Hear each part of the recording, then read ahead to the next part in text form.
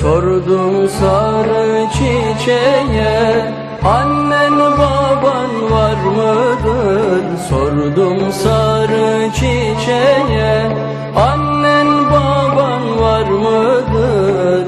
Çiçek eydür derviş baba, annem babam topraktır. Çiçek eydür derviş baba, annem babam topraktır.